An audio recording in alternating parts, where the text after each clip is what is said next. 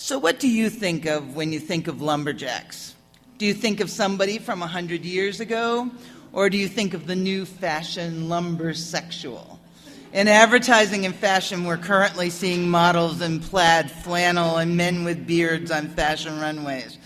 But there are athletes called lumberjacks and lumberjills all around you currently. A little over 50 years ago, a sport started at colleges in the Northeast with events based on the activities of the crews who used to work in the woods. Those woodsmen competed amongst themselves to help pass the time during a long season in the woods. Now, events like pole climbing mimic the woodsman climbing to the top of a tall tree as fast as possible to cut off the top of the tree. A similar event was chopping down the tree the fastest, and that today would be called vertical chop or standing block chop. This calls for a combination of strength and precision to get the most effective chop through the wood. Once the tree was down and delimbed, it would need to be moved to the river or a log yard to be sent to the mill. Competitors use a device for that developed here in Maine over 150 years ago up by Bangor called a peavey to roll or drag the log along the ground. And then once the log got to the river for the log drive, some of the workers were really skilled at log rolling. So it was a natural competition to try and roll the log so that you could knock another person off the log. Sometimes we do that event today in competition. We do it on water, or sometimes we utilize a dry land log, which is attached to a frame so that it can spin freely. And this event is also called burling. Now, back when I started college in the 1960s, only men were allowed to compete in woodsmen. And so even though I enjoyed the sport and I was friends with many of the woodsmen at the University of Maine, I did not get personally involved with the sport until the 1980s when I started to be a timer and a judge at competitions at Unity College, where I've been teaching since 1982. Now, you may have noticed that now this sport has the same events for both men and women, and it's often done at the high school, college, and professional levels. And these competitions include all kinds of chopping and sawing events. You may have seen historical pictures of the two-person crosscut saw. These are about 6 feet long, and two people really have to work well together so that the saw does not get hung up or make the cut slower or less efficient. Sometimes this is a team event with each pair of sawyers doing a certain number of cuts. Each team has 6 members, and the transitions are really important, and also the choice of who they're paired with. Sometimes you need to chop a log while you're standing on it. This event is called the underhand chop or the horizontal chop. Some competitors wear chainmail on their legs and their feet under their pants to protect themselves as they chop between their feet. Sometimes you see people wearing metal booties instead for the same purpose. For some events, a bow saw might be used. There are individual and team events with this saw too, with each person doing a set number of cuts. Now in Maine, we often have pulpwood that you've seen, which needs to be cut and stacked in a set area. So there's an event called the pulp pit. Each team member has to throw 4 pieces of pulpwood so that it lands between 2 stakes. 3 of the pieces are about the same weight, and then 1 is different, which makes it much more difficult to gauge how much force you need to accurately throw the wood.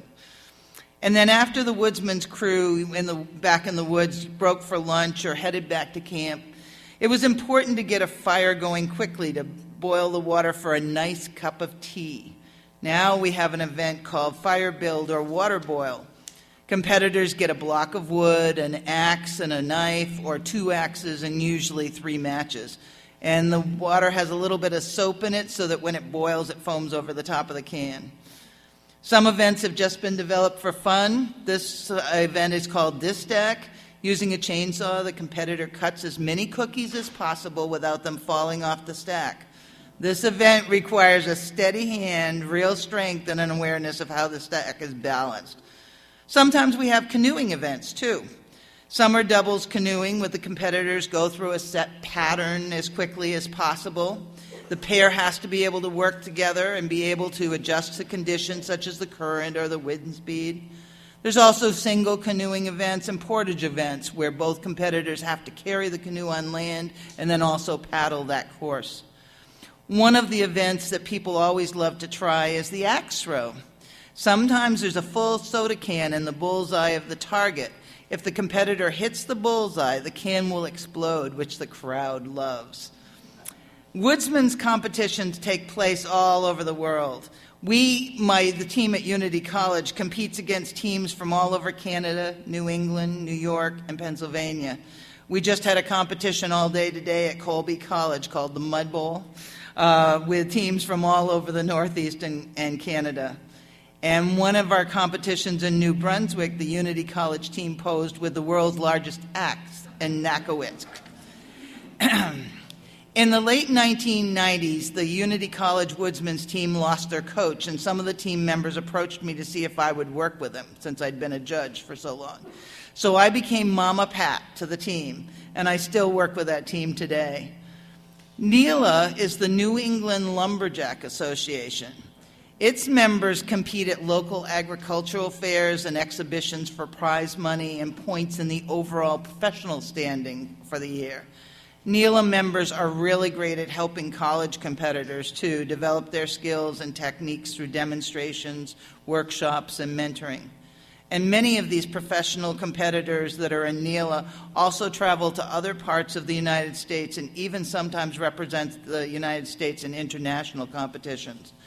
So, if you get a chance to check out a meet at a local college, or you get a chance to see a lumberjack competition listed in one of the various fair schedules for this summer, or you happen to see that when you're flipping through that ESPN or ABC has timber sports listed on their televised sports schedules, I hope that you'll be able to enjoy watching these skilled competitors. Get back to the lumberjacks.